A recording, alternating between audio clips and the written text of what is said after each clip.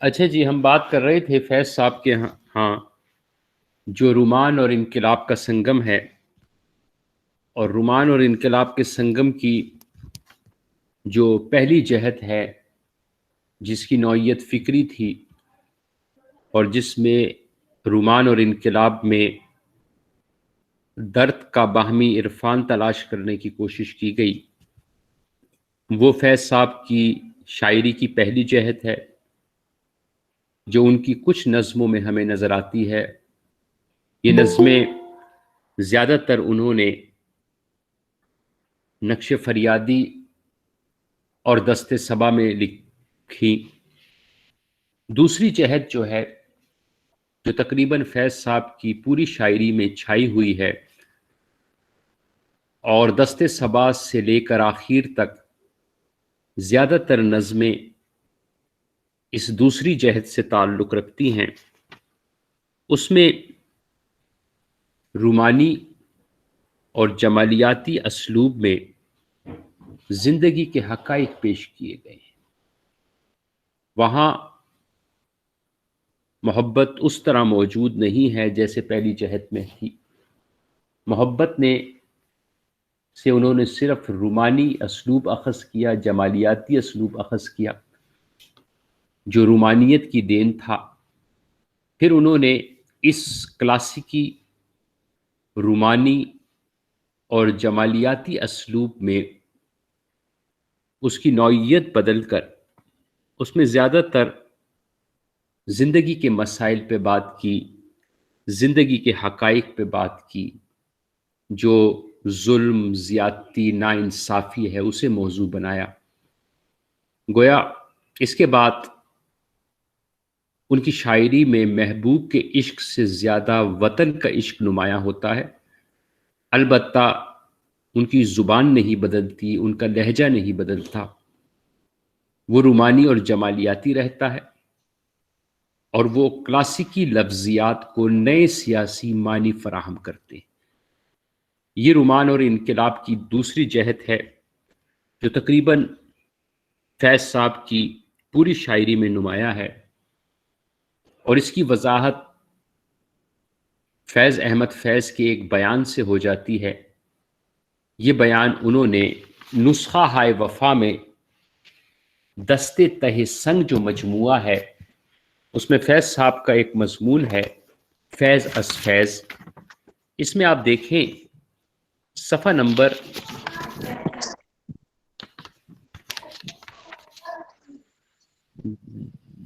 جی ایاز کیا کہہ رہے ہیں؟ تو صفحہ نمبر 307 ہے میرے پاس جو نسخہ ہے، دستے سہ سنگ میں مضمون ہے فیض از فیض۔ اس پہ صفحہ نمبر 307 میں وہ لکھتے ہیں، نقش فریادی کے بعد کی دو کتابیں دست صبا اور زندہ نامہ اسی جیل خانے کی یادگاریں ہیں۔ بنیادی طور سے تو یہ تحریریں انہی ذہنی محسوسات اور معمولات سے منسلک ہیں جن کا سلسلہ مجھ سے پہلی سی محبت سے شروع ہوا۔ تو وہ کہتے ہیں کہ دست صبا، زندہ نامہ، یہ جو کتابیں ہیں یہ جیل میں لکھی گئیں، اور ان میں وہی محسوسات ہیں جو مجھ سے پہلی سی محبت میرے محبوب نہ مانگ سے شروع ہوا تھا۔ اور آپ کو پتہ ہے کہ مجھ سے پہلی سی محبت میرے محبوب نہ مانگ میں گریز کا سلسلہ ہے۔ محبت سے گریز کر کے زندگی کے مسائل کی طرف رجوع کیا گیا ہے۔ تو فیض کا یہ بیان بھی اس کی وضاحت کرتا ہے کہ دست صبا کے بعد ان کی شاعری میں زیادہ تر مسائل جو ہیں وہ اجتماعی ہیں، لیکن ہم دیکھتے ہیں کہ اس کے لیے وہ جو اسلوب اختیار کرتے ہیں وہ کلاسیکی ہے، رومانی ہے اور جمالیاتی ہے۔ پھر آپ یہ بھی دیکھ سکتے ہیں کہ گریز کا تصور جو مجھ سے پہلی سی محبت میرے محبوب نہ مانگ سے شروع ہوا تھا، دست صبا کی کئی نظموں میں موجود ہے یہی گریز کا تصور۔ مثلا آپ دست صبا کی نظم دیکھیں صبح آزادی، زندہ نامہ کی نظم دیکھیں ہم جو تاریک راہوں میں مارے گئے۔ اب صبح آزادی اگر آپ نظم دیکھیں تو اس کا موضوع آپ دیکھ رہے ہیں سیاسی اور اجتماعی ہے، اور اس میں ذکر کیا گیا ہے کہ محبت نے ہمیں بہت روکا، محبوباؤں نے ہمیں بہت روکا، لیکن ہم آزادی کی جد و جہد میں آ گئے محبوب کو چھوڑ کر۔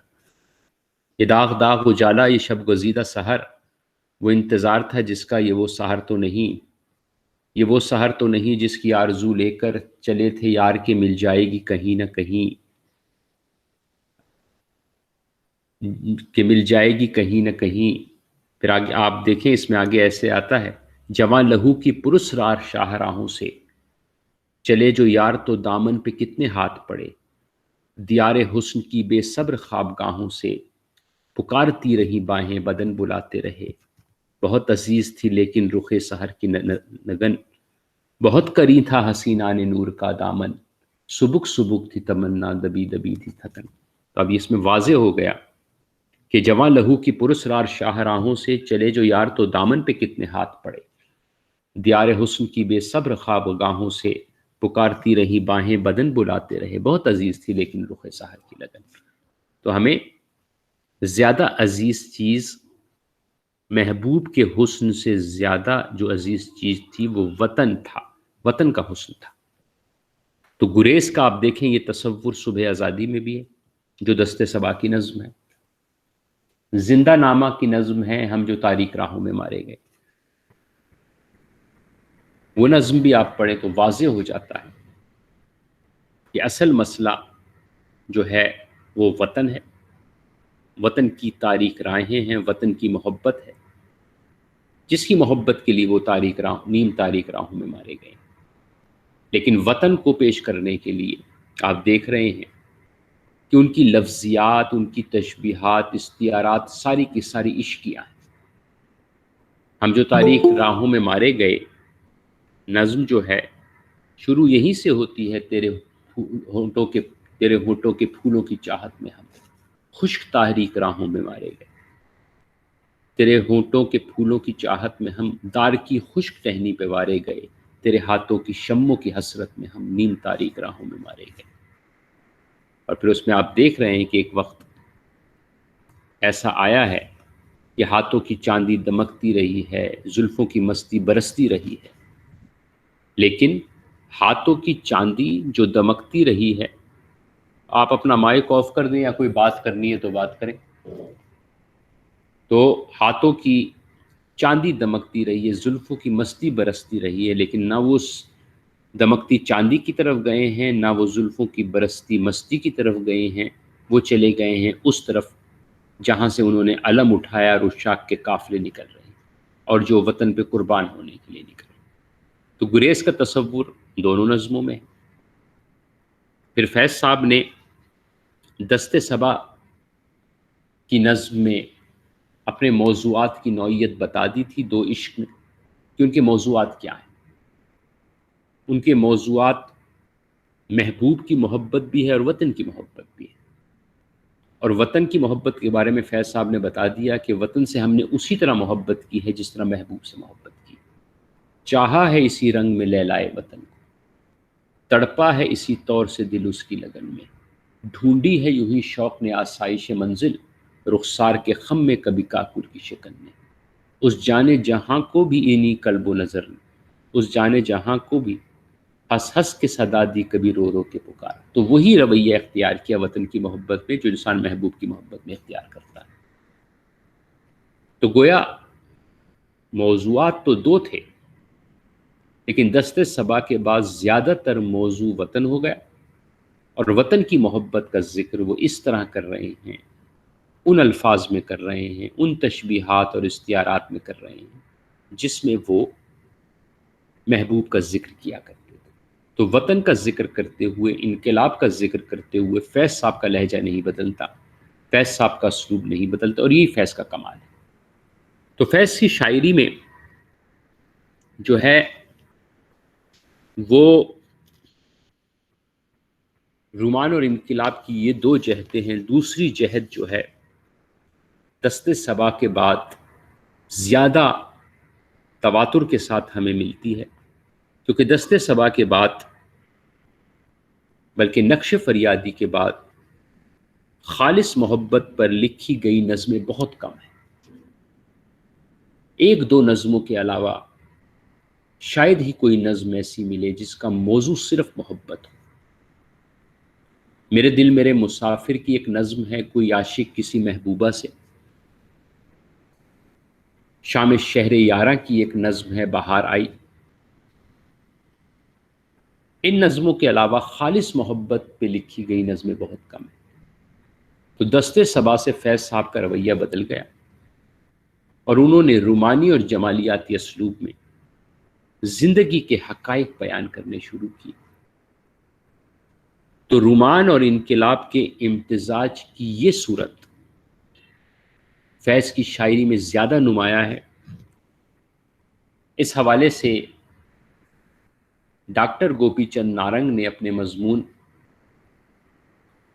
فیض کا جمالیاتی احساس اور معنیاتی نظام، جو ادبیات فیض نمبر میں شامل ہے، صفحہ نمبر 71 پر انہوں نے اسی جہت کا ذکر کیا ہے، جو ہے وہ نارنگ کا مضمون ہے۔ میرے پاس جو حوالے موجود ہیں، چونکہ وہ کتابیں اب آپ کے پاس ہیں، تو میں صرف اس کا مفہوم بیان کر سکتا ہوں۔ میں صرف اس کے مفہوم اور صفحہ نمبر کا حوالہ دے سکتا ہوں، وہ میں پڑھ نہیں سکتا، کیونکہ وہ دونوں کتابیں آپ لے گئے اور وہ میرے پاس موجود نہیں۔ ٹھیک ہے، لہٰذا میں حوالہ دوں گا، آپ ان صفحات میں وہ چیز تلاش کر لیں گے۔ اکثر میں نے ان صفحات پہ نشان بھی لگائے ہوئے، تو وہاں وہ چیز آپ کو مل جائے گی۔ تو نارنگ نے بھی رومان اور انقلاب کی یہ جو دوسری جہت ہے، اس کو سراہا ہے اور صفحہ نمبر 71 پر اس جہت پر بحث کی ہے۔ آپ دیکھ سکتے ہیں ادبیات فیض نمبر کا صفحہ نمبر 71۔ تو فیض صاحب کی یہ شاعری پڑھ کر اندازہ ہوتا ہے کہ وہ سماجی مسائل پر بحث کرتے ہیں، لیکن سماجی مسائل پر بحث کرتے ہوئے بھی ان کا لہجہ نہیں بدلتا، کیونکہ وہ دو عشق میں وضاحت کر چکے ہیں کہ ان کا وطن سے عشق بھی محبوب کے عشق کی طرح ہے، کیونکہ وطن بھی محبوب ہے اور اسے انہوں نے لیلائے وطن کہا ہے۔ اس تناظر میں اگر آپ دیکھیں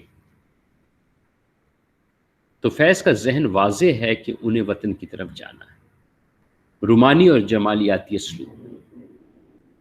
لہٰذا اس تناظر میں اب اگر دیکھیں تو فتح محمد ملک نے جو رائے دی ہے تعصبات میں، اپنے مضمون فیض کی دو آوازیں میں، وہ بات اس تناظر میں درست نہیں لگتی کہ فیض رخسار، پیشانی، ہونٹ کی جسمانی لذت کے سامنے خود کو بے دست و پا پاتے۔ فتح محمد ملک کا خیال ہے کہ فیض رخسار، پیشانی، ہونٹ کی جسمانی لذت یعنی محبوب کے وجود کے سامنے خود کو بے دست و پا پاتے ہیں، اور وہ یہ فیصلہ نہیں کر پاتے کہ ان کی صحیح سمت کیا ہے، جسم کے دلاویز خطوط یا زمانے کے دکھ۔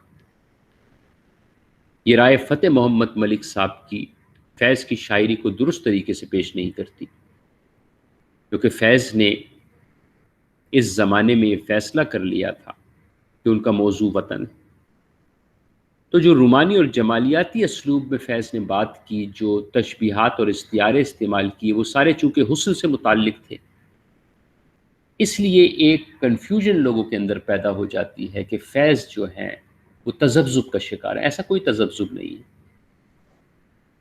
فیض نے صرف لفظیات، استعارات، تشبیہات، علامات کو چنی ہیں جو عشقیاں ہیں، لیکن ان علامات میں وہ بات کر رہے ہیں وطن کی محبت کی، وطن کی عشق کی۔ لہٰذا اس میں کوئی دو رائے نہیں ہے کہ فیض صاحب کی منزل اس کے بعد جسم کے دلاویز خطوط نہیں ہیں، بلکہ زمانے کے دکھ ہیں۔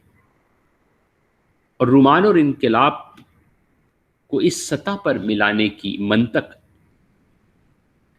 فیض نے خود بیان کی ہے کہ رومان اور انقلاب کو اس سطح پر انہوں نے کیوں ملایا۔ اس کی منطق فیض صاحب نے خود بیان کی ہے. یہ جو ہمیں انقلاب میں رومانیت ملتی ہے، یہ جو انقلاب میں ہمیں تخیل ملتا ہے، انقلاب میں حسن کی کیفیات ملتی ہے،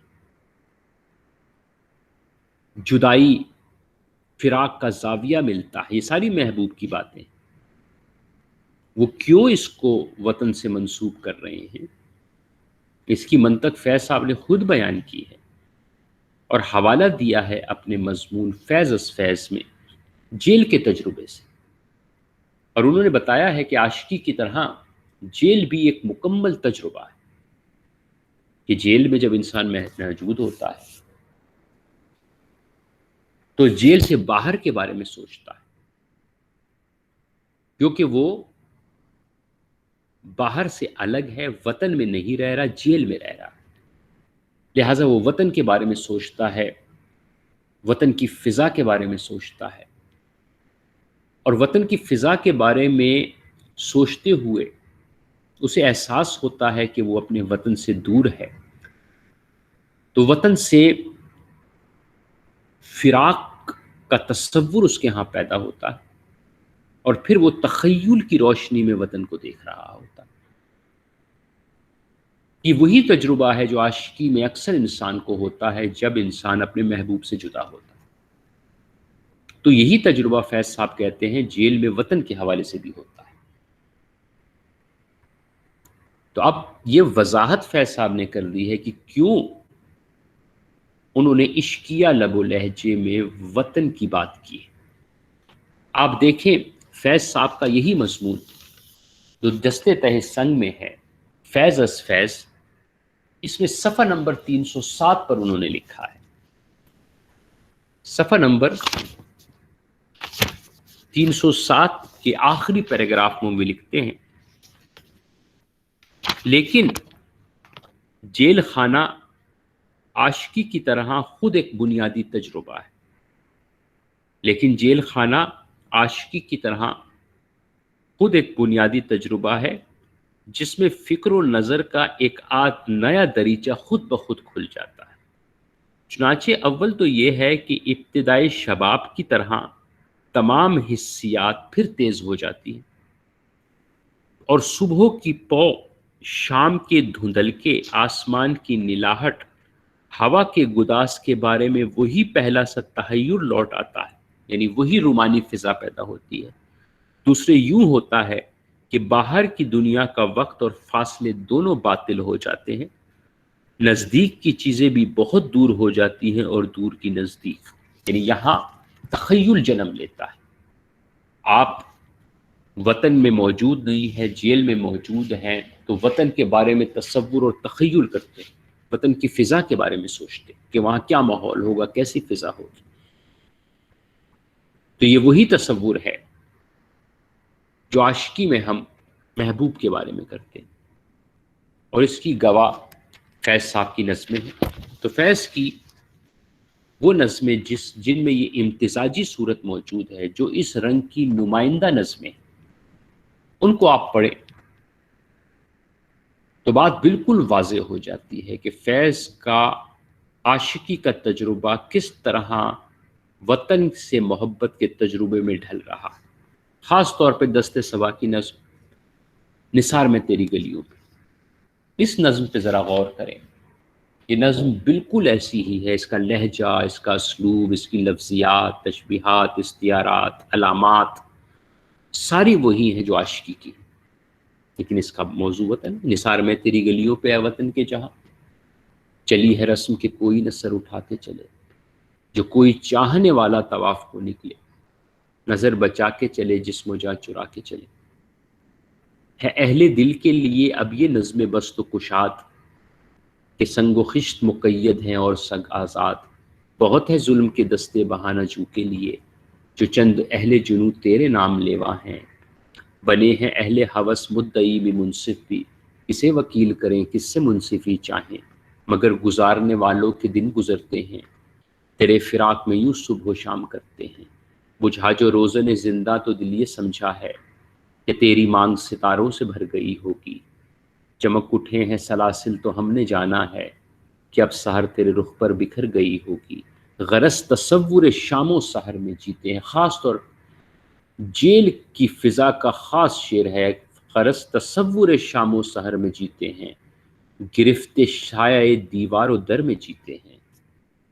یوں ہی ہمیشہ الجھتی رہی ہے ظلم سے خلق، نہ ان کی رسم نئی ہے نہ اپنی ریت نئی. یوں ہی ہمیشہ کھلائے ہیں ہم نے آگ میں پھول، نہ ان کی ہار نہیں ہے نہ اپنی جیت نہیں. اسی سبب سے فلک کا گلہ نہیں کرتے، تیرے فراق میں ہم دل برا نہیں کرتے. اگر آج تجھ سے جدا ہیں تو کل باہم ہوں گے، یہ رات بھر کی جدائی تو کوئی بات نہیں. اگر آج اوج پہ ہے تالۂ رکیب تو کیا، یہ 4 دن کی خدائی تو کوئی بات نہیں. جو تجھ سے عہد وفا استوار رکھتے ہیں، علاج گردش لیل و نہار رکھتے ہیں. اس میں اب ساری لفظیات آپ دیکھیں. طواف کرنا، طواف کوچے جانا کا بھی ہوتا ہے. رکیب کا لفظ، یہ ساری جو آپ اس میں لفظیات دیکھ رہے ہیں وہ ساری عشقیہ ہیں.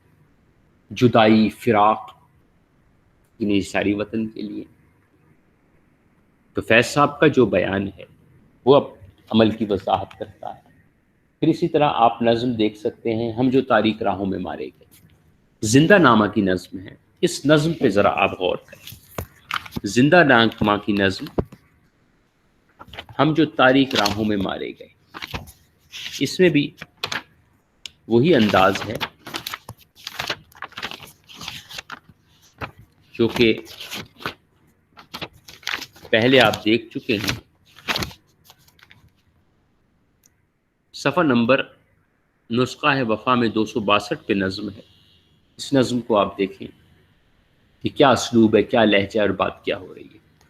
تیرے ہونٹوں کے پھولوں کی چاہت میں ہم تار کی خشک ٹہنی پہ وارے گئے، تیرے ہاتھوں کی شموں کی حسرت میں ہم نیم تاریک راہوں میں مارے گئے. اب آپ دیکھ رہے ہیں ہونٹوں کے پھول، چاہت، ہاتھوں کی شموں کی حسرت، سولیوں پر ہمارے لبوں سے پرے، تیرے ہونٹوں کی لالی لپکتی رہی، تیری زلفوں کی مستی برستی رہی، تیرے ہاتھوں کی چاندی دمکتی رہی.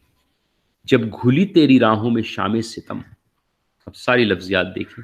ہم چلے آئے لائے جہاں تک قدم، لب پہ حرف غزل دل میں قندیل غم، اپنا غم تھا گواہی تیرے حسن کی، دیکھ قائم رہے اس گواہی پہ ہم جو تاریک راہوں میں مارے گئے. نارسائی اگر اپنی تقدیر تھی، تیری الفت تو اپنی ہی تدبیر تھی. کس کو شکوا ہے گر شوق کے سلسلے، ہجر کی قتل گاہوں سے سب جا ملے، قتل گاہوں سے چن کر ہمارے علم، اور نکلیں گے اس شاق کے قافلے. جن کی راہ طلب میں ہمارے قدم، مختصر کر چلے درد کے فاصلے، کر چلے جن کی خاطر جہانگیر ہم، جاں گوا کر تیری دلبری کا بھرم، ہم جو تاریک راہوں میں مارے گئے.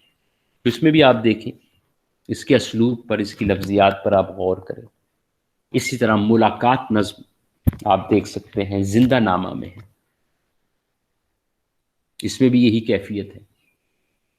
اور پھر بطور خاص میرے دل میرے مسافر کی نظم، ہم تو مجبور وفا، اس پہ غور کریں. اس میں بھی یہی سلسلہ ہے. میرے دل میرے مسافر کی نظم ہے، ہم تو مجبور وفا،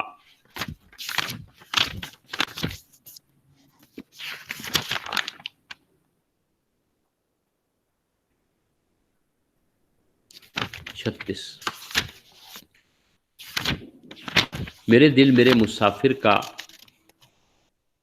صفحہ نمبر 36 ہے، اور نسخہ وفا کا صفحہ نمبر 624 ہے. تجھ کو کتنوں کا لہو چاہیے عرض وطن، تجھ کو کتنوں کا لہو چاہیے عرض وطن، جو تیرے عارض بے رنگ کو گلنار کریں. کتنی آہوں سے کلیجہ تیرا ٹھنڈا ہوگا، کتنے آنسو تیرے صحراؤں کو گلزار کریں. پھر آخری بند ہے، ہم تو مجبور وفا ہیں مگر اے جانے جہاں، اپنے عشاق سے ایسے بھی کوئی کرتا ہے، تیری محفل کو خدا رکھے ابد تک قائم، ہم تو مہماں ہیں گھڑی بھر کے ہمارا کیا ہے. تو ان نظموں میں اور اس طرح کی بہت سی نظموں سے پتہ چلتا ہے کہ رومان اور انقلاب کی دوسری جہت زیادہ فیض صاحب کی شاعری میں نمایاں ہے۔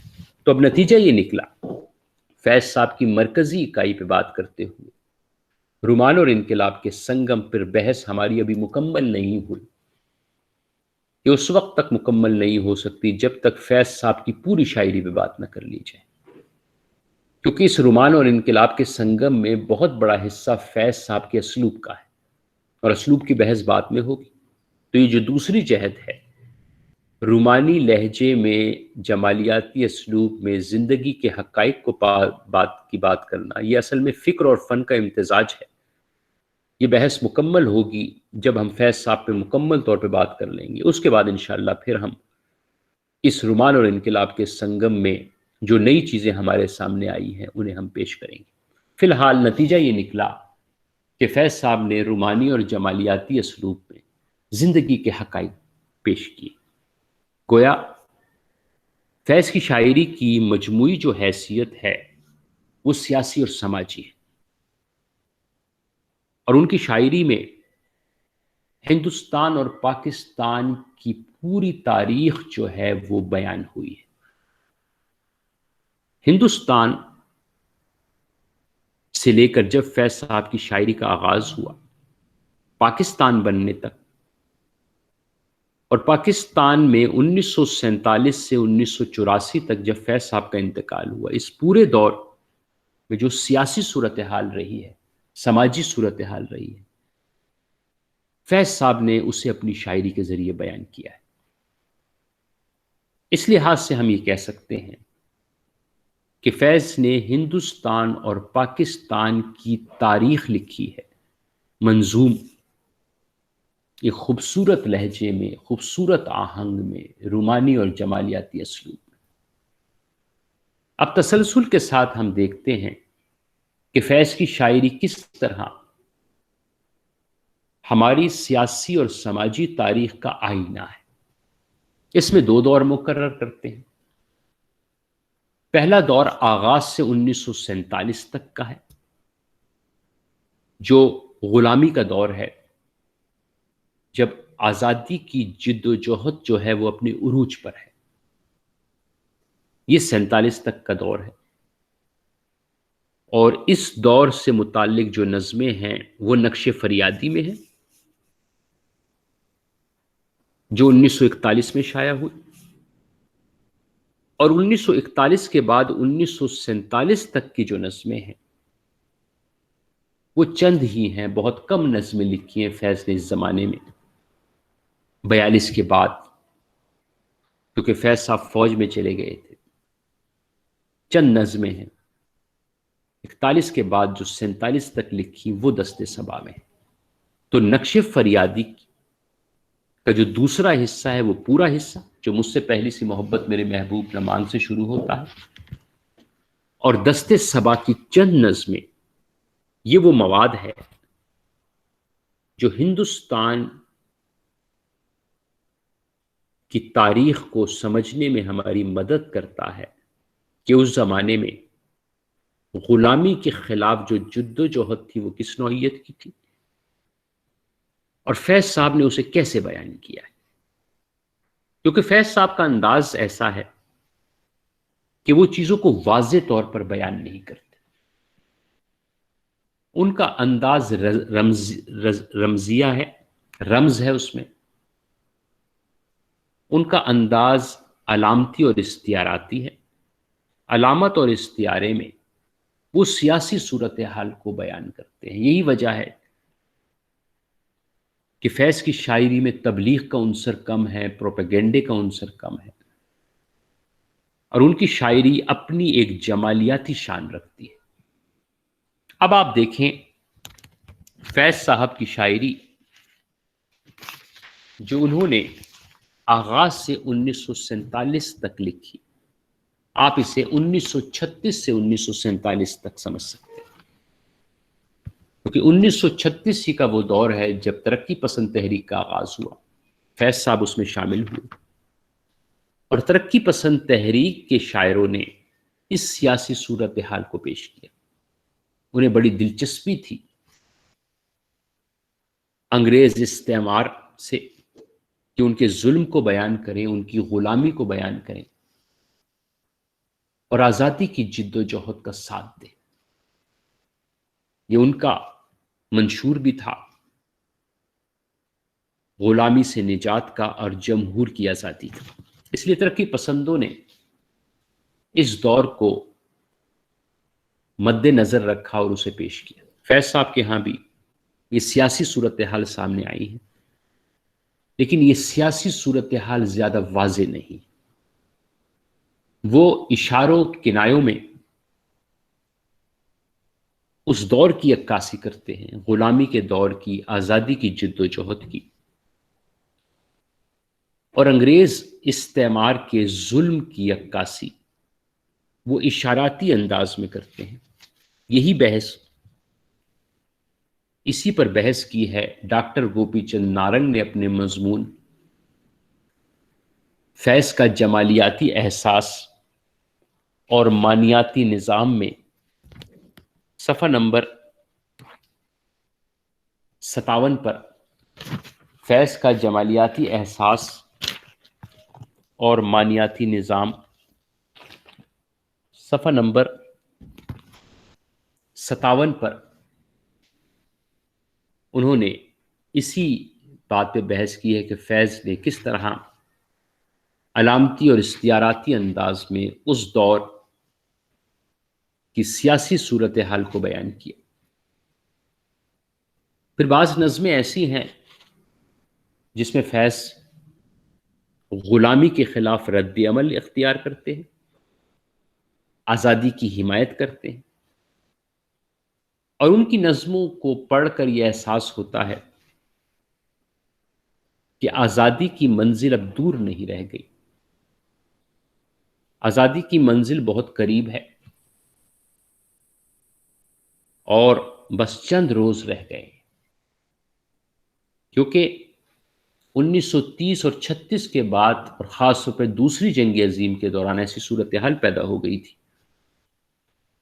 کہ تحریک آزادی اپنے عروج پر تھی، اور اب اندازہ ہو گیا تھا کہ جلد از جلد انگریزوں کو یہ ملک چھوڑنا پڑے گا۔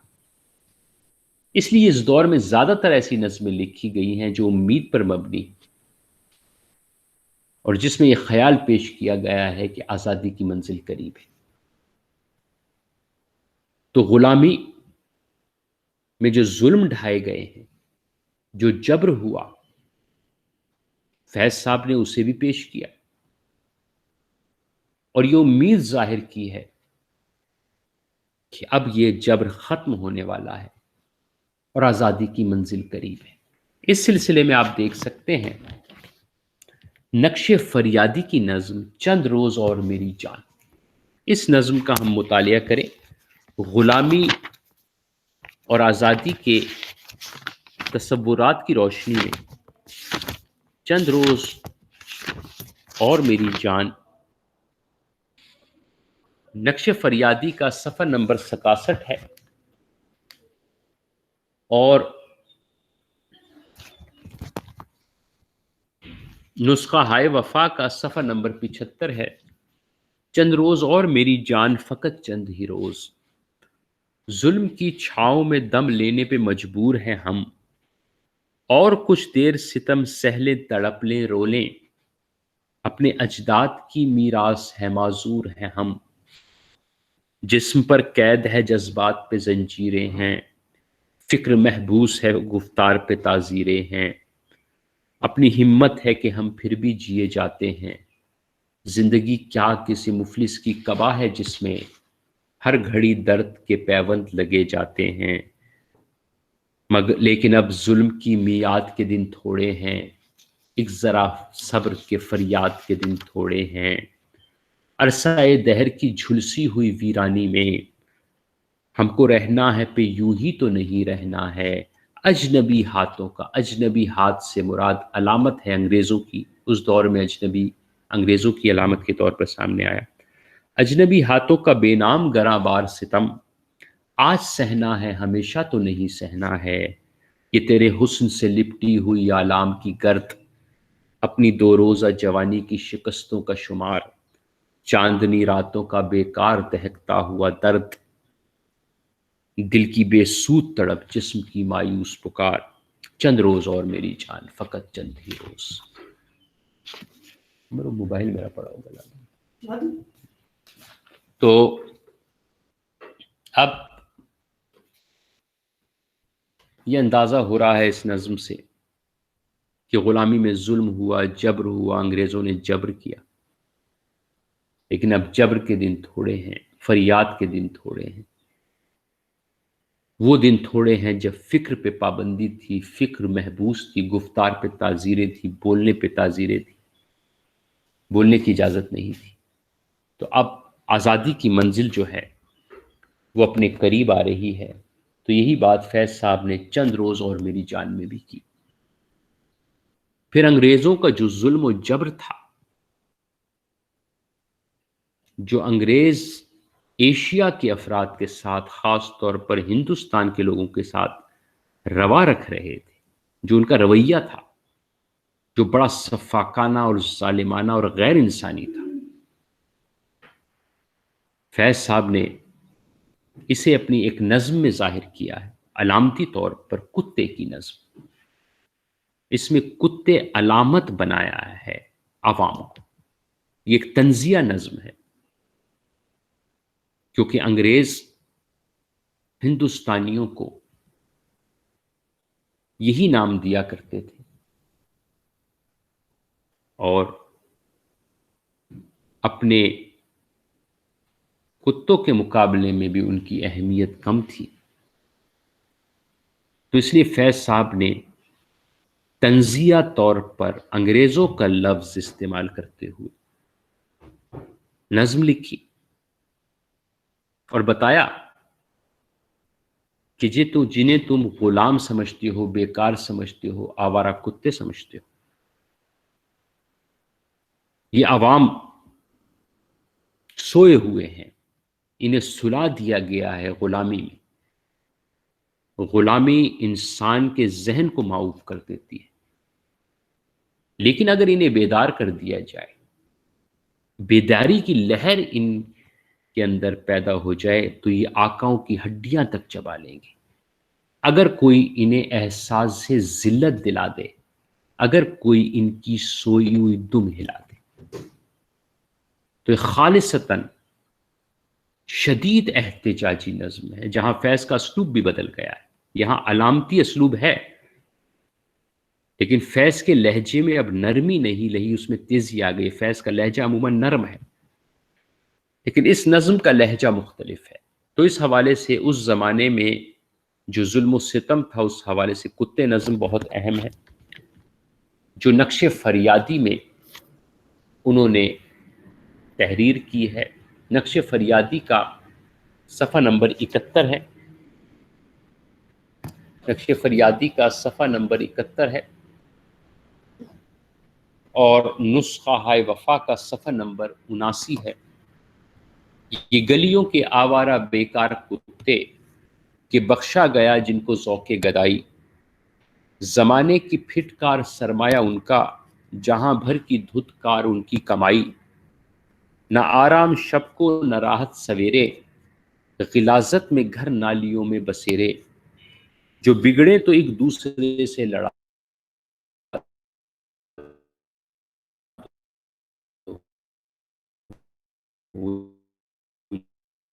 جیسے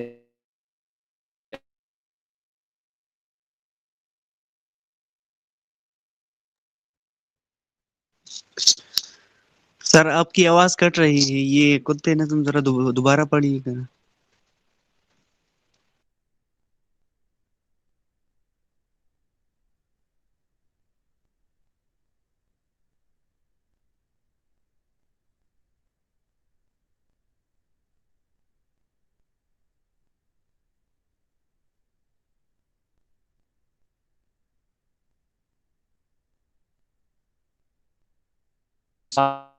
کشی بھول جائے، یہ چاہے تو دل چبالی سے ذلت دلا دے کوئی۔ تو علامتی انداز میں اس دور میں انگریزوں کے رویے، انگریزوں کے ظلم کی عکاسی کی گئی۔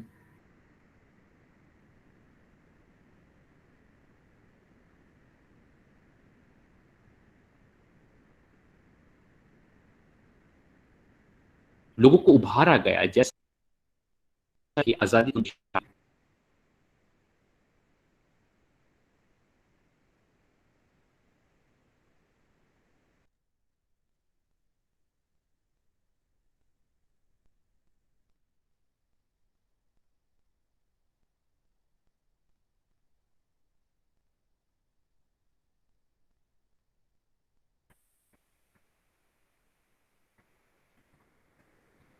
جی سر آپ کی آواز اس نہیں کے آ بعد رہی، کٹ رہی ہے آپ کی آواز۔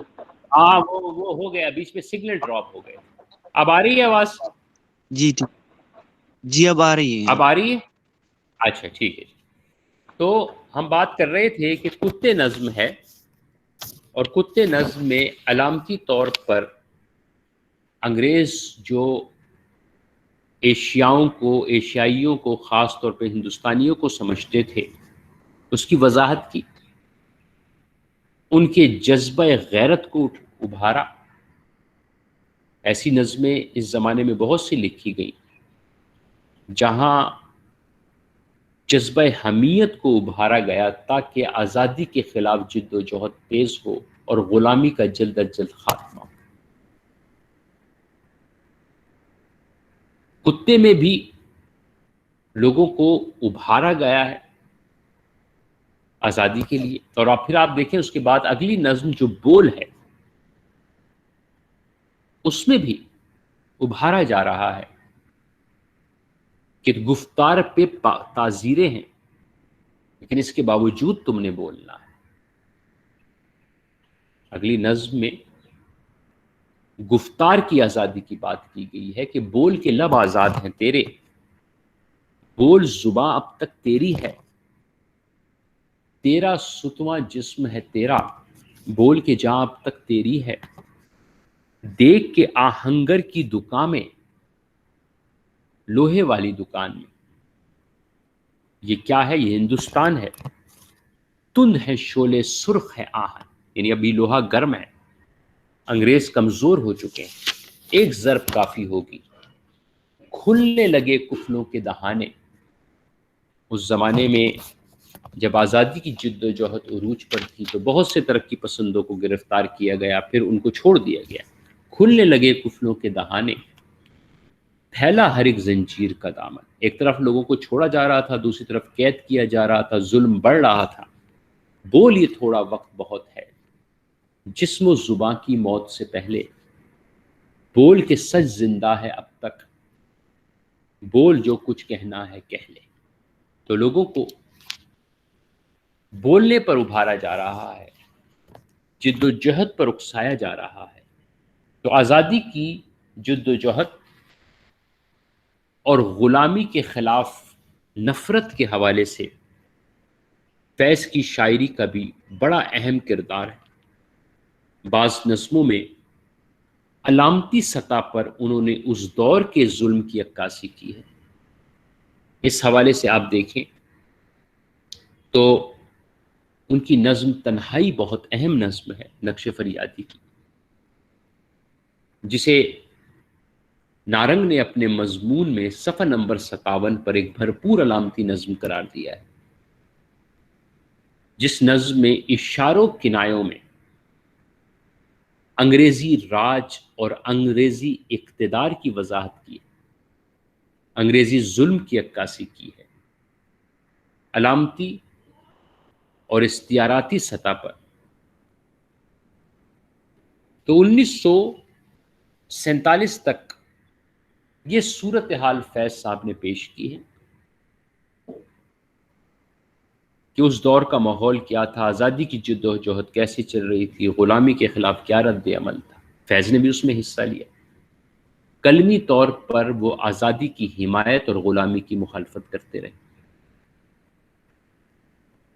یہ نظمیں نقش فریادی میں ہیں جو 1941 میں شائع ہوئی، یہ 1941 تک کی نظمیں۔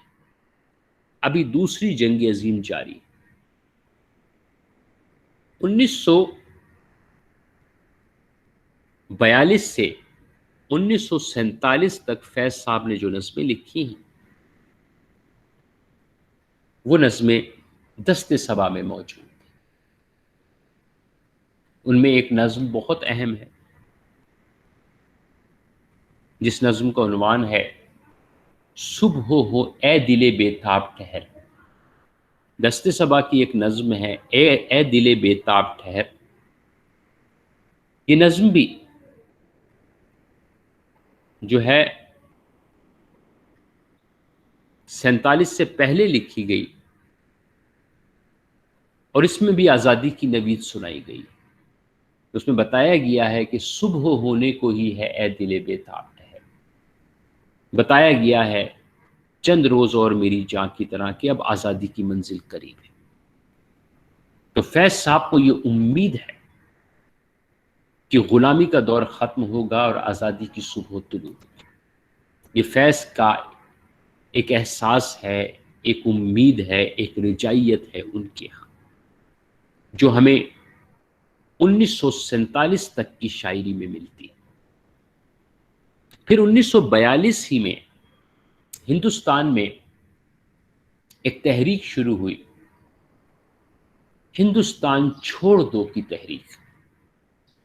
گاندھی نے اس تحریک کو شروع کیا، ہندوستان چھوڑ دو کی تحریک کو، تاکہ انگریزوں پر دباؤ ڈالا جائے کہ وہ جلد از جلد اس ملک کو چھوڑ دیں اور اس ملک کو آزاد کریں۔ انگریزوں پہ دباؤ ڈالا جائے۔ تو اب اس تحریک میں انگریزوں پر دباؤ ڈالنے کے لیے لازمی بات ہے تشدد کا راستہ بھی اپنانا پڑا، ریل کی پٹریاں بھی اکھاڑنی پڑی، مختلف املاک کو نقصان بھی پہنچانا پڑا، آگ بھی لگانی پڑی۔ تو یہ تشدد کی کارروائیوں کے بغیر تو یہ نہیں ہو سکتا۔ گاندھی جی نے ایک نعرہ لگایا ہوا تھا عدم تشدد کا، اور جب گاندھی جی کو یہ محسوس ہوتا تھا کہ کسی کام میں کانگریس یا ہندوؤں کے مفادات کو خطرہ ہے تو وہ عدم تشدد کا بہانہ بنا کر اس تحریک کو رول بیک کر لیا کرتے تھے۔ تو 1942 میں ہندوستان چھوڑ دو کی تحریک کے ساتھ بھی ایسا ہی ہوا کہ عدم تشدد کا بہانہ بنا کر اس تحریک کو رول بیک کر لیا گیا۔ لیکن کچھ پاکستانی محققین اور ناقدین کا خیال یہ ہے کہ گاندھی نے اس تحریک کو رول بیک اس لیے کیا تھا کہ اس سے کانگریس کو خطرہ محسوس ہونے لگا تھا، کیونکہ اس تحریک کے ذریعے جو مزدور ہیں، جو کمیونسٹ لوگ ہیں، دوسری جو قوتیں ہیں، وہ زیادہ کامیاب ہو رہی تھی، ابھر کر سامنے آ رہی تھی، اور خطرہ تھا کہ کہیں ایسا نہ ہو کہ آزادی جب نصیب ہو تو کوئی اور ایسی حکومت آ جائے جو نہ مسلم لیگ کی ہو نہ کانگریس کی۔ تو کانگریس کو خطرے کے پیش نظر اس کو رول بیک کر لیا گیا۔ اس پر فتح محمد ملک نے ایک مضمون لکھا ہے جو قومی زبان فیض نمبر میں شائع ہوا ہے۔ قومی زبان فیض نمبر میں شائع ہوا ہے، وہ مضمون صرف اسی نظم پر ہے جس نظم کا نام ہے سیاسی لیڈر کے نام، اور اس کے بارے میں فتح محمد ملک کا خیال یہ ہے کہ یہ فیض صاحب نے اس زمانے میں لکھی جب ہندوستان چھوڑ دو کی تحریک شروع کی، اور اس تحریک سے ترقی پسند کمیونسٹ ابھر کر سامنے آ رہے تھے، کیونکہ ان کا تو ہمیشہ سے نعرہ ہی کمیونسٹ یا ایک آزادانہ نظام ہو جس میں مزدور اور کسان کو برتری حاصل ہو۔ تو فتح محمد ملک کا خیال ہے کہ گاندھی نے اس تحریک کو رول بیک اس لیے کر لیا کہ اس سے کانگریس کے تحفظات کو خطرہ تھا اور ترقی پسند اور کمیونسٹ اس سے ابھر رہے تھے، اس کو رول بیک کر لیا گیا۔ تو فیض صاحب نے اس حوالے سے یہ نظم لکھی، اور فتح محمد ملک کا خیال ہے کہ اس نظم میں فیض نے ان خدشات کا اظہار بھی کیا ہے کہ 150 سال کی طویل جد و جہد ہم نے لپیٹ دی، ہم نے ایک طویل جد و جہد کی تھی، لیکن اس جد و جہد کو ہم نے آگے بڑھنے سے روک دیا، آگے نہیں بڑھایا۔ اگر یہ جد و جہد آگے بڑھ جاتی تو آزادی کی صورتحال مختلف ہوتی۔ یا تو آزادی بہت دور بھی چلی جاتی یا قریب بھی آ جاتی، لیکن آزادی کی نوعیت مختلف ہوتی۔ تو اس تحریک کو رول بیک کیا گیا اور اس کا اظہار بقول فتح محمد ملک فیض صاحب نے دست صبا کی نظم سیاسی لیڈر کے نام میں کیا ہے، اور اس میں شروع میں انہوں نے حوالہ بھی دیا ہے کہ یہ آزادی کی جد و جہد کب سے شروع ہوئی۔ غلامی موجود تھی، لوگوں کے ہاتھ جکڑے ہوئے تھے، لوگ تنہا تھے، اکیلے تھے، اور یہ جد و جہد بالکل ایسی ہی شروع ہوئی تھی جیسے ایک تنکا جو ہے سمندر سے لڑائی کرے، یا ایک تیتری جو ہے وہ کوہسار پہ یلغار کرے۔ تنکا یعنی ہندوستان مٹھی بھر تھے جو جد و جہد جنہوں نے شروع کی۔ انگریز پاورفل تھے، پہاڑ کی طرح مضبوط تھے، تو یہ جد و جہد ہوتی رہی، اور پھر اس پہاڑ میں دراڑیں پڑنی شروع ہوتی رہی، اور جب وقت آیا کہ دراڑیں پڑ چکی ہیں اور آزادی کی منزل قریب ہے، تو آزادی کی منزل کو خود دور کر دیا ہے۔ فتح محمد ملک کا خیال ہے کہ فیض صاحب نے اس نظم میں اسی طرح لکھا کہ صبح کی صدا کو ہم دور لے گئے، اور ہم نے دن کے لیے جو جد و جہد کی تھی، روشن نظام کے لیے جو جد و جہد کی تھی، اسے ہم نے رات کی آہنی میت تلے دبا دیا۔ اس نظم کا یہ مفہوم اس وقت تک سمجھ نہیں آئے گا جب تک آپ فیض صاحب پر فتح محمد ملک کا وہ مضمون نہیں پڑھیں گے، بہت بہترین مضمون ہے جو انہوں نے قومی زبان فیض نمبر میں اسی نظم کے حوالے سے لکھا ہے۔ اب اس نظم میں کیا ہے؟ سال ہا سال یہ بے آسرا جکڑے ہوئے ہاتھ رات کے سخت و سیاہ سینے میں پیوست رہے، جس طرح تنکا سمندر سے ہو سرگرم ستیز، جس طرح تیتری کوہسار پہ یلغار کرے، اور اب رات کے سنگین و سیاہ سینے میں اتنے گھاؤ ہیں کہ جس سمت نظر جاتی ہے۔ ہم نے رات میں گھاؤ ڈال دیے، اس غلامی میں دراڑیں ڈال دی ہیں، جا بجا نور نے ایک جال سا بن رکھا ہے، دور سے صبح کی دھڑکن کی صدا آتی ہے۔ صبح قریب آ گئی، تیرا سرمایہ تیری آس یہی ہاتھ تو ہیں، اور کچھ بھی نہیں پاس یہی ہاتھ تو ہے، مزدور ہے۔ تجھ کو منظور نہیں غلبہ ظلمت، لیکن تجھ کو منظور ہے یہ ہاتھ قلم ہو جائے۔ انہیں اتنی طویل جد و جہد کی مزدور نے آزادی کے لیے، اور کیا ہوا کہ مشرق کی کمی گاہ میں دھڑکتا ہوا دن رات کی آہنی میت کے تلے دب جائے۔ اس میں اشارہ ہے کہ رات کی آہنی میت کے تلے وہ دن دب گیا، جو دن جس کے لیے ہم نے جد و جہد کی۔ 1942 کی ایک نظم جس میں فتح محمد ملک کے خیال میں فیض صاحب نے صورتحال کو بیان کیا۔ پھر اس کے بعد 1946 کا واقعہ ہے، اس واقعے کو سمجھنا بھی بہت ضروری ہے۔ 1946 میں کیبنٹ مشن پلان آیا، انہوں نے کچھ تجاویز دی جسے مسلم لیگ نے منظور کر لیا تھا، کانگریس نے اس سے انکار کیا تھا، کیونکہ اس میں ایک ملک میں مختلف یونٹ بن جانے تھے ہندو اور مسلمانوں کے، وہ کانگریس کو برداشت نہیں تھا، اور پھر قائد اعظم نے بھی اسے قبول کیا، لیکن چونکہ کانگریس نے اسے قبول نہیں کیا تو لازماً پھر ایک ایسا فارمولہ طے کیا گیا ہے جس میں ہندوستان اور پاکستان دو الگ ملک سامنے آئے۔ تو کیبنٹ مشن پلان آیا تھا، اور اس کیبنٹ مشن پلان کے خلاف ترقی پسندوں نے، غیر ترقی پسندوں نے بہت نظمیں لکھی۔ ان کا خیال تھا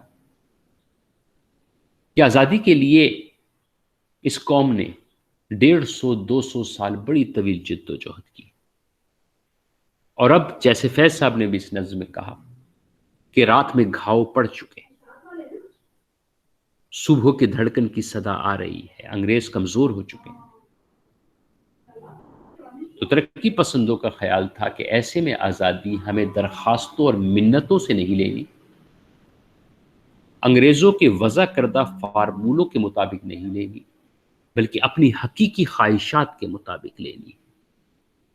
لہٰذا انگریز ہمیں ڈکٹیٹ نہیں کرا سکتے کہ ہمیں کیسی آزادی چاہیے، ہم نے بتانا ہے ہم نے کیسی آزادی حاصل کرنی۔ اس لیے 1946 میں کیبنٹ مشن پلان کے حوالے سے جوش نے بھی نظم لکھی، احمد ندیم قاسمی نے بھی نظم لکھی، بہت سارے شاعروں نے نظم لکھی، لیکن وہ نہیں ہوا جو وہ چاہتے تھے۔ انگریزوں کے ایما اور طے کردہ فارمولوں کے مطابق آزادی ملی اور دو ممالک وجود میں آ گئے۔ اسی لیے اسی تناظر میں ان 42 اور 46 کے تناظر میں پھر اکثر ترقی پسندوں نے، غیر ترقی پسندوں نے اس آزادی کے بارے میں اپنے تحفظات کا اظہار کیا۔ وہ صرف فیض صاحب نے نہیں کیا، بلکہ اکثر شعراء نے کیا کہ جس طرح آزادی ہمیں مل رہی ہے یہ مکمل آزادی نہیں ہے، اس کے لیے ہم نے بڑی جد و جہد کی، ابھی ہمارے خواب پورے نہیں ہوئے، لہٰذا ہمیں اپنا سفر جاری رکھنا چاہیے۔ فیض کی نظم صبح آزادی جو اسی زمانے میں لکھی گئی جب آزادی حاصل ہوئی تھی، تو فیض نے آزادی کی اہمیت سے انکار نہیں کیا، فیض نے پاکستان کی مخالفت نہیں کی جیسا کہ شو کیا جاتا ہے۔ فیض نے صرف یہ بات کہی کہ یہ ابھی حقیقی آزادی ہمیں نہیں ملی، حقیقی آزادی اس وقت ملے گی جب اس ملک کے تمام طبقے بشمول نچلے طبقات کے آزاد ہوں گے۔ اس لیے ابھی ہمیں آزادی کے لیے جد و جہد جاری رکھنی ہے۔ یہ داغ داغ اجالا، یہ شب گزیدہ سحر، وہ انتظار تھا جس کا یہ وہ سحر تو نہیں، یہ وہ سحر تو نہیں جس کی آرزو لے کر چلے تھے یار کے مل جائے گی کہیں نہ کہیں، فلک کے دشت میں تاروں کی آخری منزل، کہیں تو ہوگا شب سست موج کا ساحل، کہیں تو جا کے رکے گا سفینہ یہ غم دل۔ ہم نے اس کے لیے بڑی جد و جہد کی کہ جوان لہو کی پراسرار شاہ راہوں سے چلے جو یار، تو جوان لوگ تھے چلے تو یار، تو دامن پہ کتنے ہاتھ پڑے، دیار حسن کی بے صبر خواب گاہوں سے پکارتی رہی باہیں بدن بلاتے رہے۔ بہت سی محبوباؤں نے روکا، ماؤں بہنوں نے روکا، لیکن ہم نہیں رکے۔ بہت عزیز تھی لیکن رخے راہ سحر کی لگن، بہت قریب تھا حسینہ نے نور کا دامن، سبک سبک تھی تمنا دبی دبی تھی تھکن۔ تو ہمیں ایک جوش جذبہ تھا کہ ہم یہ آزادی حاصل کریں گے، لیکن آزادی کو مایوس کل صورتحال میں دھکیل دیا 1946 اور 47 کے فسادات، اور جس طرح آزادی ملی، لہذا فیض صاحب کہتے ہیں کہ چلے چلو کہ وہ منزل ابھی نہیں آئی، ابھی ہم نے کام کرنا ہے، ابھی اس ملک کی خدمت کرنی ہے، اس کے لیے کام کرنا ہے، اس کے لیے محنت کرنی ہے۔ ہم آزادی سے انکار نہیں کرتے، پاکستان کی مخالفت نہیں کرتے، بلکہ یہ کہتے ہیں کہ آزادی جو ملی ہے اس میں ابھی بہت ساری چیزیں باقی ہیں ہماری کرنی۔ فیض صاحب صرف یہ کہہ رہے ہیں۔ تو یہاں 19 صبح آزادی پہ ایک دور ختم ہوتا ہے جو 36 سے 47 تک کا دور ہے فیض صاحب کی شاعری کا، جس میں سیاسی رجحانات ہیں، اور 1947 کے بعد ایک نیا دور شروع ہوتا ہے جو صبح آزادی سے شروع ہوتا ہے، جس میں فیض صاحب نے آزادی کے بارے میں اپنے تحفظات کا اظہار کیا، لوگوں کو عمل پر ابھارا کہ ابھی ہم نے بہت ساری جد و جہد جو ہے وہ ابھی ہمیں کرنی پڑی۔ پاکستان آزاد ہوا، 1947 سے 1958 تک پاکستان کا ایک دور ہے جس دور پر کچھ خاص قسم کے لوگوں کا قبضہ رہا اور پاکستان پھل پھول نہیں سکا، پاکستان میں سیاسی حکومت مستحکم نہیں ہو سکی۔ پاکستان بننے کے بعد بہت سے مسائل کا سامنا کرنا تھا، قائد اعظم نے بڑے احسن طریقے سے ان مسائل کو ٹیکل کیا، جو خاص طور پر مہاجرین کی آباد کاری کا مسئلہ تھا اور وسائل کی کمی تھی، ہندوستان کے لیڈروں کا تو خیال تھا کہ یہ چند دن بھی نہیں چل سکے گا. قائد اعظم نے اس کو بڑا بہترین طریقے سے چلایا، لیکن اس کے بعد بدقسمتی سے قائد اعظم کی وفات اور ایسے سیاسی اور سماجی حالات رہے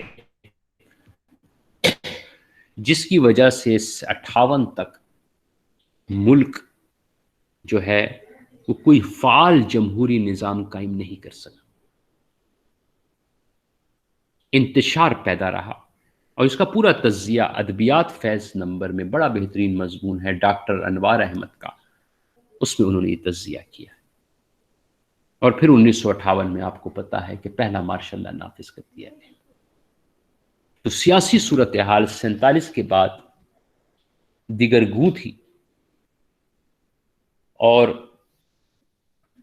فیض صاحب کا کلام جو ہے پاکستان کی سیاسی اور سماجی صورتحال کا تجزیہ کرتا ہے. 47 سے 84 تک جو بھی حالات رہے ہیں، فیض نے اشاروں اور علامتوں میں ان حالات پر بحث کی. تو فیض صاحب کی شاعری میں اہم ترین دور 47 کے بعد کا ہے، اور اس میں جو اہم ترین کلام ہے وہ فیض صاحب نے جیل کے زمانے میں لکھا. ان کا پہلا دور اسیری جو ہے 1951 سے 1955 تک کا ہے، جب ملک میں مارشل لا نہیں تھا، ایک غیر مستحکم حکومت تھی،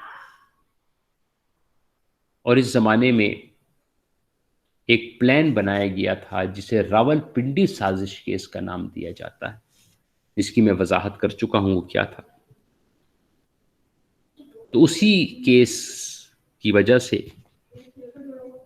فیض صاحب کو 1951 سے 1955 تک قید کیا گیا، اور اس زمانے میں راول پنڈی سازش کیس کے زمانے میں فیض صاحب نے جو کلام لکھا وہ دست صبا اور زندہ نامہ میں موجود ہے. یہ فیض صاحب کی حبسیہ شاعری ہے، فیض صاحب کی زندانی شاعری ہے، جو ترجمانی کرتی ہے جیل کے حالات کی، کہ جیل کے حالات کیسے ہیں، وہاں ان سیاسی قیدیوں کی کیا صورتحال تھی. اس میں فیض نے متاع لوح قلم کے لٹ جانے کا بھی شکوہ کیا ہے، کہ زنجیریں تھی پورے وجود پہ، لکھنے کی اجازت نہیں تھی، لکھ نہیں سکتے تھے، تو ہم نے خون دل میں انگلیاں ڈبوئی ہیں، پابندی کے خلاف بھی ہم نے لکھا ہے، اور حق کی آواز کو کبھی دبنے نہیں دیا. اسی زمانے میں فیض صاحب نے وہ مشہور قطعہ لکھا ہے جس میں لوح و قلم کے چھن جانے کا شکوہ موجود ہے. متاع لوح و قلم چھن گئی تو کیا غم ہے، متاع لوح و قلم چھن گئی تو کیا غم ہے، کہ خون دل میں ڈبولی ہے انگلیاں میں نے، زباں پہ مہر لگی ہے تو کیا کہ رکھتی ہے، زباں پہ مہر لگی ہے تو کیا کہ رکھتی ہے، ہر ایک حلقہ زنجیر میں زباں میں نے. تو حبسیہ شاعری ہے. جیل کے زمانے میں فیض صاحب نے جو شاعری کی وہ میں نے کہا کہ جیل کی صورتحال کو پیش کرتی، جیل کے ماحول کی عکاسی کرتی ہے کہ جیل کی فضا کیا ہے، اور اس فضا میں ان قیدیوں کے محسوسات کیا ہے، اور یہی قیدی اپنے وطن کے بارے میں کیا سوچ رہے ہیں. حکمران انہیں غدار کہتے ہیں، اور ان کا خیال ہے کہ یہ محب وطن ہے، یہ وطن سے محبت کرتے ہیں، اور وطن سے محبت کرنے اور وطن میں ظلم کا خاتمہ کرنے کے لیے انہوں نے جد و جہد شروع کی، جس کا نتیجہ یہ ملا ہے انہیں. تو یہ ان کے محسوسات ہیں.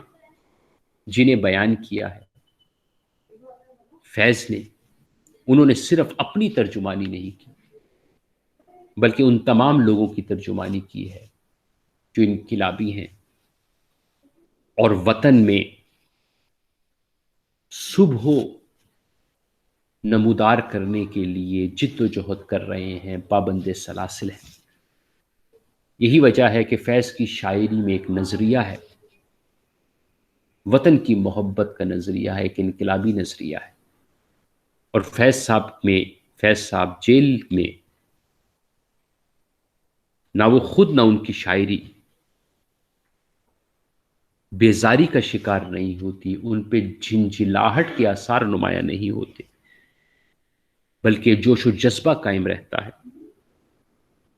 اور وہ یہاں بیٹھ کر وطن کے خوش کن مناظر بیان کرتے ہیں، وطن کو یاد کرتے ہیں،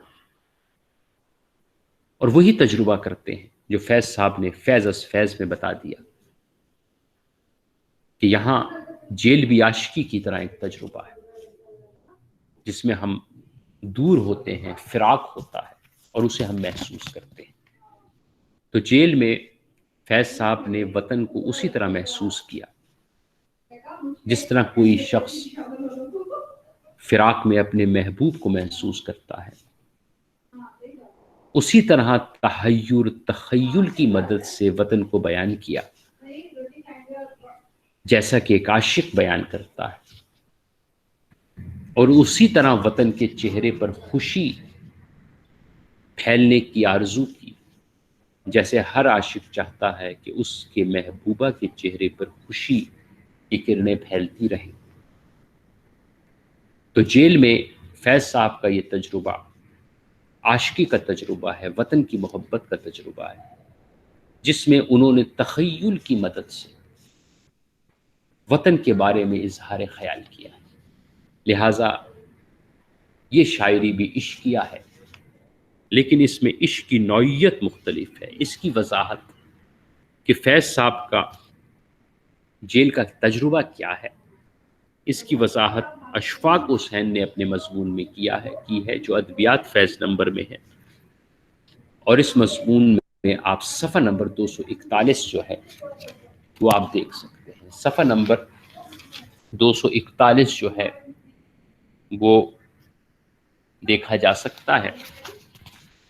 اب دست صبا اور زندہ نامہ کی شاعری میں فیض نے رومانی لہجے میں وطن کی محبت میں ڈوب کر شاعری کی ہے۔ ان کے ہاں یہ احساس نمایاں ہے کہ انہیں حکمران غدار کہہ رہے ہیں، اور ان کے بارے میں کہا جا رہا ہے کہ یہ غدار وطن ہے، انہیں پھانسی پہ لٹکا دو، سخت سے سخت سزا دو، یہ جاسوس ہیں۔ لیکن ہم کسی دوسری قوت کے اعلی کار نہیں، ہم تو وطن کی محبت میں سرشار ہیں۔ تو وطن کی محبت کیا ہے اور اس کا صلہ کیا ہے، اسے فیض صاحب نے دست صبا اور زندہ نامہ کی نظموں میں بیان کیا۔ اس حوالے سے ان کا ایک اہم ترین قطعہ ہے جو دست صبا میں شروع میں ہی ہے، صفحہ نمبر شروع میں نہیں ہے، صفحہ نمبر غالباً 30 پہ ہے، دست صبا کا صفحہ نمبر 30 ہے۔ ہاں، پھر حشر کے ساماں ہوئے ایوان ہوس میں بیٹھے ہیں ذویل عدل گناہ گار کھڑے ہیں، ہاں جرم وفا دیکھیے کس کس پہ ہے ثابت، وہ سارے خطا کار سرے دار کھڑے ہیں۔ تو اس میں طنزیہ انداز میں جرم وفا کی کیا سزا ہے اسے فیض صاحب نے بیان کیا۔ پھر یہی طنزیہ لہجہ آپ دیکھیں تو نثار میں تیری گلیوں میں بھی موجود ہے کہ ہم کیا کر رہے ہیں اور ہمارے لیے کیا کہا جا رہا ہے۔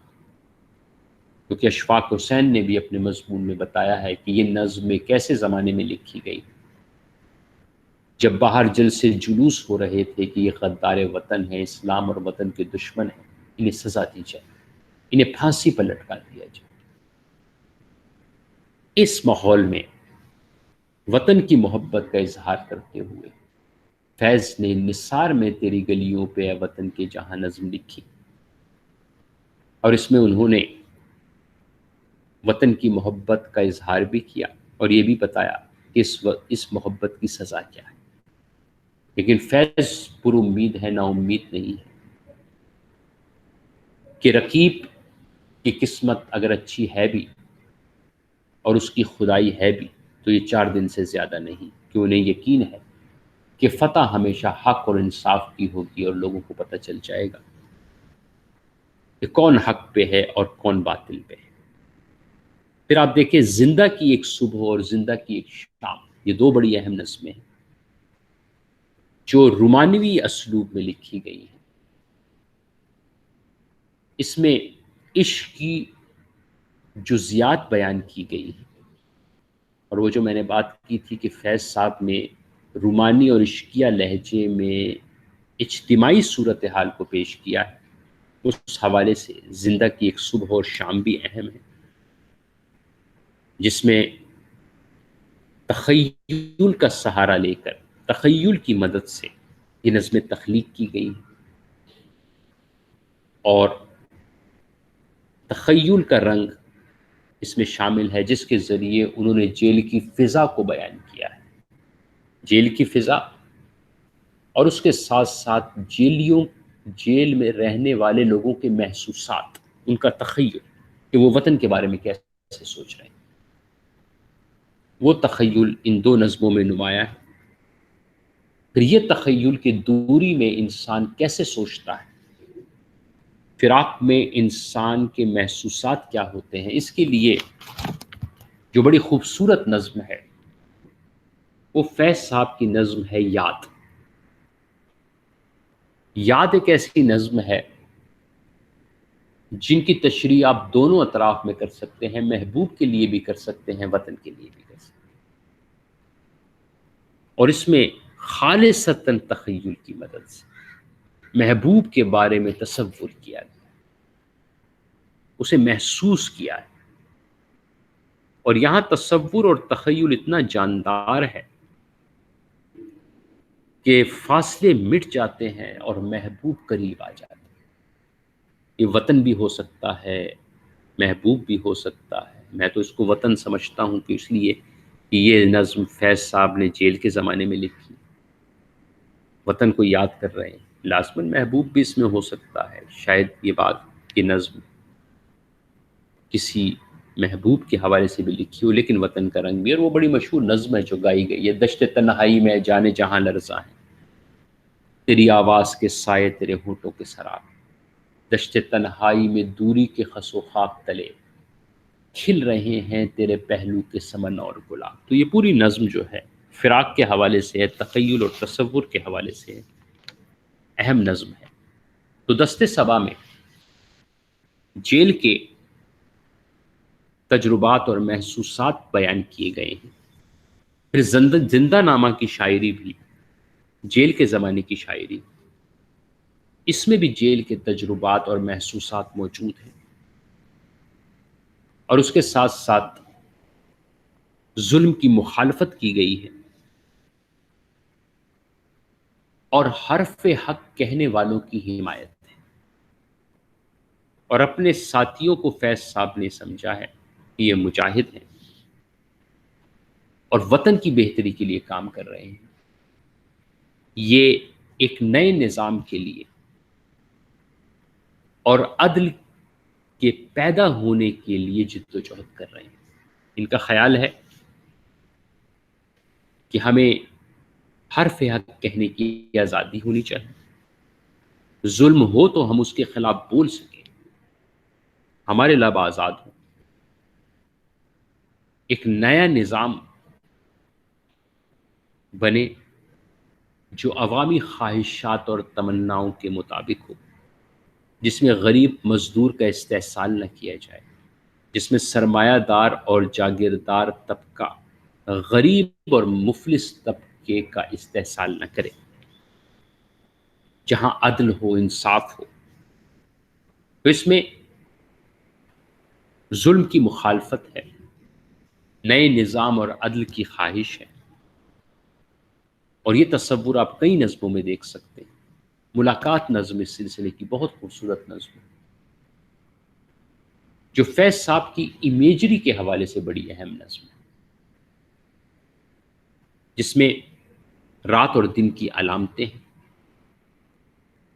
دن کی خواہش ہے، دن جو ایک منصفانہ نظام کی علامت ہے، رات جو ایک ظالمانہ نظام کی علامت ہے، اس کی مخالفت، اور دن کی خواہش ہے، اور انہیں امید ہے کہ دن ضرور نکلے گا، کیونکہ فیض صاحب کا خیال ہے کہ رات سے ہمیشہ دن ہی نکلتا ہے، کیونکہ رات انسان کو بہت درد دیتی ہے، اور اس کا پھر مداوع بھی ہوتا ہے جب انسان کو بہت درد ملتا ہے کہ اسے کوئی خوشی ملتی ہے۔ اس نظم میں فیض صاحب نے بتایا ہے کہ یہ رات اس درد کا شجر ہے جو مجھ سے تجھ سے عظیم تر ہے، عظیم تر ہے کہ اس کی شاخوں میں لاکھ مشعل بکف ستاروں کے کارواں گھر کے کھو گئے۔ بہت زیادہ اندھیرا ہے اس میں، بہت سیاہ ہے یارت رات، لیکن اسی سیاہی میں رونما ہے وہ موج خون جو میری صدا ہے، اسی سیاہی میں موج سر ہے وہ موج زر جو تیری نظر ہے، وہ غم جو اس رات نے دیا ہے وہ غم سحر کا یقین بنا ہے۔ تو رات دن کو جنم دیتی ہے تو صبح بھی طلوع ہوگی، اس خواہش کا اظہار ملاقات نظم میں دریچہ میں ہے۔ بنیاد کش تو ہو میں ہے، یہ وہ نظمیں ہیں ملاقات، دریچہ، بنیاد کش تو ہو میں۔ ظلم کی مخالفت ہے، حرف حق کی حمایت ہے، نئے نظام عدل کی خواہش ہے، اور پھر خاص طور پر وہ نظم جو ان کی سیاسی جد و جہد کو بیان کرتی ہے اور وطن کی محبت کا زاویہ پیش کرتی ہے، وہ بھی جیل کے زمانے میں لکھی گئی، اور وہ نظم ہے ہم جو تاریک راہوں میں مارے گئے۔ وہ گویا اس دور میں فیض صاحب کی شاعری میں اجتماعیت کا احساس موجود ہے، کہ ساری جد و جہد میں کبھی بھی فیض صاحب یہ نہیں کہتے کہ جد و جہد انہوں نے کی، وہ کہتے ہیں یہ سب نے مل کر کی، یہ صرف مجھ پر نہیں گزری، یہ سب پہ گزری، جو سب پہ گزرتی ہے وہی گزری، اس راہ میں جو سب پہ گزرتی ہے وہی گزری، رسوا کب اس عہد، اس راہ میں جو سب پہ گزرتی ہے وہ گزری، تنہا پس زندہ کبھی رسوا سرے بازار۔ تو گویا ہم پہ نہیں گزری، سب پہ گزری۔ تو راول پنڈی سازش کیس کے دور میں فیض صاحب نے جیل کے ماحول، اس کی محسوسات اور اپنے خیالات کا اظہار کیا ہے، اور وطن پر ایک نئی صبح کے طلوع ہونے کی خواہش کا اظہار کیا۔ یہ فیض صاحب کی خاص شاعری ہے، زمانہ اسیری کی شاعری۔ یہ زمانہ اسیری کا پہلا دور ہے۔ زمانہ اسیری کا جو دوسرا دور ہے وہ ماشاء اللہ سے شروع ہوتا ہے، ایوب خان کے ماشاء اللہ سے 1958 سے شروع ہوتا ہے 1959 تک۔ انشاءاللہ اگلے لیکچر میں پھر ہم اس دوسرے دور پر بحث کریں گے، ٹھیک ہے جی؟ یہ بات ہو گئی۔ انشاءاللہ اگلے لیکچر میں ہم فیض صاحب کی فکر مکمل طور پر اس پہ بحث ختم کر لیں گے، اور اس سے اگلے لیکچر میں فن پہ بات کریں گے۔ کوئی سوال آپ لوگ کرنا چاہیں؟ میں اپنا مائک آف کرتا ہوں۔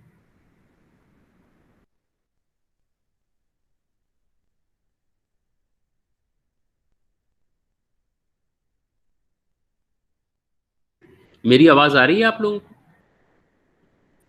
یس سر، آ رہی ہے۔ ہاں، کوئی سوال ہے؟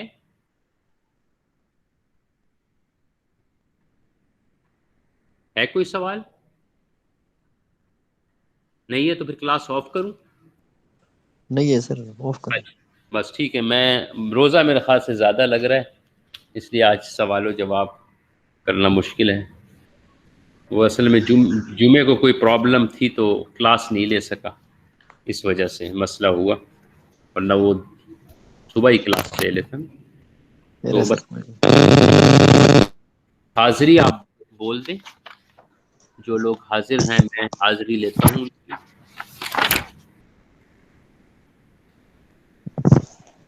آج کیا تاریخ ہے؟ ہیں؟ کیا تاریخ 16 ہے میرے خیال سے. ٹھیک ہے. Rimsha Khalil, Hina Waheed, Asma Siddiqa, Munazza Imran, Asma Bibi, Arifa Bibi, Resham Shah, Amna Bukhari, Hafsa Begum. Present sir. Hafsa, جی حفصہ پریزنٹ ہے. Yes sir. اچھا ٹھیک ہے. شنیلہ, وجیحہ, عائشہ بی بی. عائشہ بی بی ہے.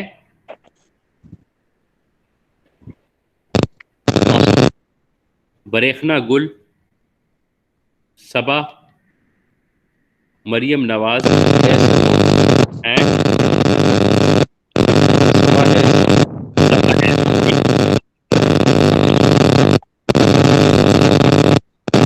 مائک آف کر دیں سارے لوگ, جو بھی جس کی حاضری ہو صرف وہی بولے. مریم نواز, کائنات Saad, Faiza Malal, present. Kausar Bibi, Saif Ullah Khan, Muhammad Nazir, yes sir. Naseem Ijaz, Afaq Ahmed, Abdul Haq, Qadeer Khan, Shahzad Ahmed, Saeed Ullah Khan, Muhammad Farooq, Shahab Khan, Naimat Ullah, صلاح الدین,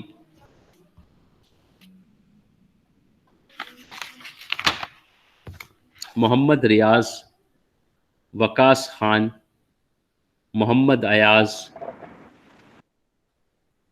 وحید رحمان, تنویر خان, یس سر.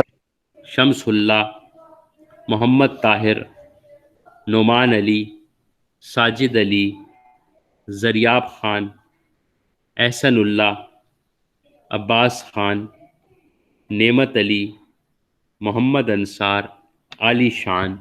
یس سر. محمد انصار پریزنٹ سر. اچھا محمد انصار. انصار, ٹھیک ہے جی. اور علی شان ہے نہیں؟ نہیں سر, علی شان نہیں. اور تو کسی کی حاضری نہیں رہ گئی؟ سب سر کی یہ ہے. ابھی جو لیکچر میں تھے صبا خان کی, ان کی میرے خیال میں رہ گئی. اچھا اور صبا, ہاں صبا تو میں نے لگا دی حاضری. شمس اللہ بھائی کا ہیں؟ شمس اللہ بھائی. اچھا جی, شمس اللہ.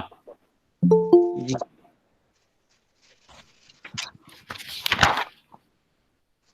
جی شمس اللہ ٹھیک ہے. اور سر. کوئی؟ عارفہ بی بی. عارفہ بی بی ٹھیک.